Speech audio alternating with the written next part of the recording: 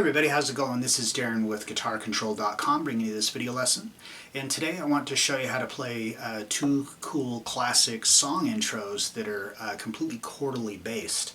And they both are using the shape of just the the open D major chord. So for those of you who don't know, when you're playing this D major chord, you're only playing three notes. So you're playing the first, third, and fifth note of the major scale. So that's what they call this chord a triad. So I did a lesson before on triads. So if you have not seen that and would like to get some further information, so this will all kind of make more sense to you and stuff, I'll just go put the link right here for that, and you can check that out.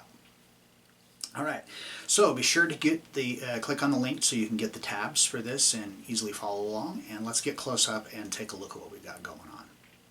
All right, so the first one I want to show you is how to play the intro for the song 8 Days a Week by the Beatles. So this one's really easy because it's just using this D chord shape. So I'm fretting the second fret of the G string with my first finger, the third fret of the B string with my third finger, and the second fret of the high E with my second finger. So for this, we're just going to take that shape and we're just going to move it around because it is a movable shape. So we start off here, in the as D, or actually, yeah. So that's strummed like 1, 2,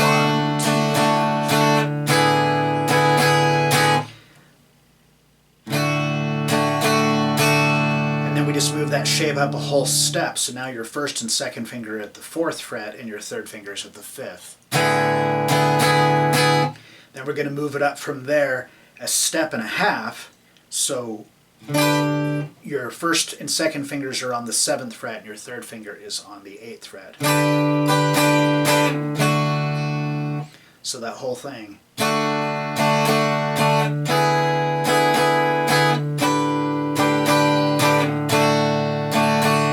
it just repeats.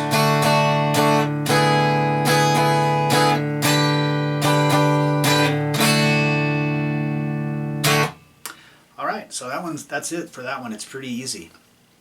So the next one I want to look at is the intro for the song End of the Line by the Traveling Wilburys. So this one also is going to utilize using that same shape. So we're going to start off with our first and second fingers at the 7th fret and our third finger at the 8th. And then we just move down to the 2nd fret, back to the original D position. So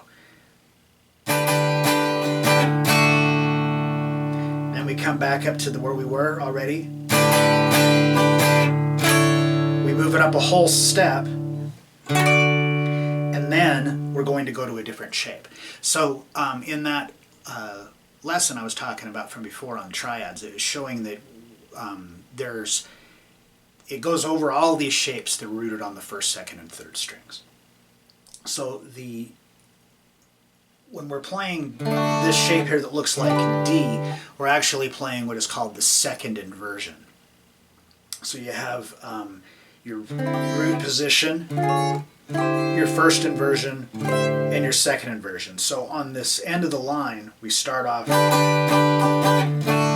then we come back up,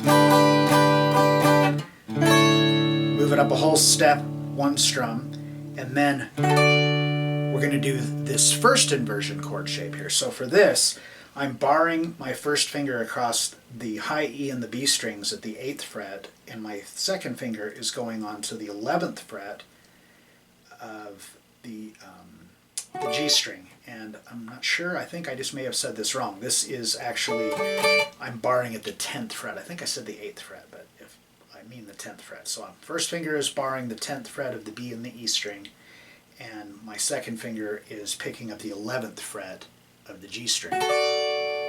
So we've got.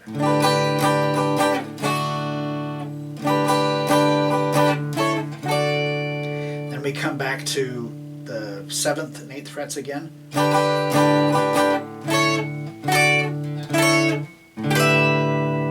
So we go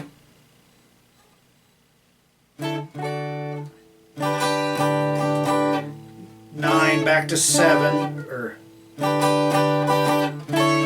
that one we just did, that first inversion one, back to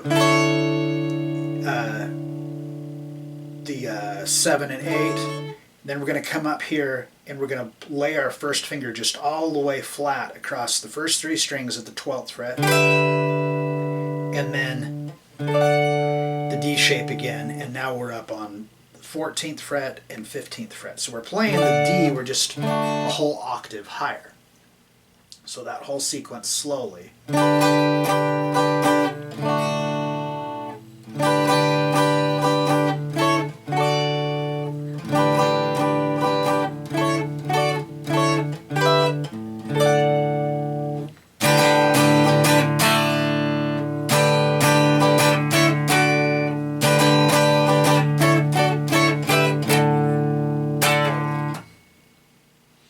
Alright, so I hope you enjoyed that and you got something out of it. If you liked the video, be sure to give it a thumbs up. Leave me a comment down below if there's something you'd like to see covered in a future lesson, either by myself or one of the other instructors here at guitarcontrol.com. And as you can see, these triad shapes are really useful for, they're great for just an alternative chord voicing and stuff, especially if you're playing with another guitar player. So I'd really recommend checking out that other video.